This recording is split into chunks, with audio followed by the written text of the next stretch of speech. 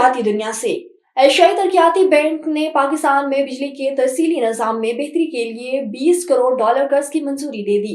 ADB की जानिब से जारी करदा एलामिया के मुताबिक कर्ज की रकम बिजली की तकसीम के निज़ाम में जिद्दत के लिए इस्तेमाल होगी। तकसीमकार कंपनियों की पायदार बिजली फराहम करने की सतह भी इजाफा होगा। एलामिया में कहा गया कि इब्तदाई मरहले में 3 बिजली की तकसीमकार कंपनियों को ताउन फराहम किया जाएगा। लेस्को, मैपको और सेपको अपने रेंजर्स में पायदार तवानाई के लिए मौसर किरदार अदा करेंगे।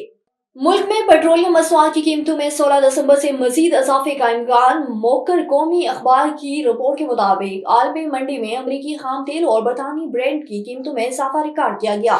आलमी मंडी में 10 दिन के दौरान अमरीकी खाम तेल की कीमत में 63 सेंट का इजाफा हुआ। आलमी मार्केट में अमरीकी खाम तेल की $68.05 फी बैरल पर ट्रेड हो रही है। चीनी की कीमत में 10 से 15 रुपए फी किलो का इजाफा हो गया। सट्टे बाजारों ने फ्यूचर ट्रेड के नाम पर जनवरी के लिए मजीद 8 रुपए बढ़ने की खबर दे दी।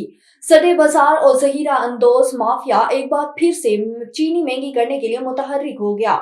एक्स मिल रेट 115 से 125 रुपए पर पहुंच गया, जबकि छोटे दुकानदार 20 रुपए इजाफे के साथ चीनी 150 रुपए फी किलो में फरोख्त कर रहे हैं।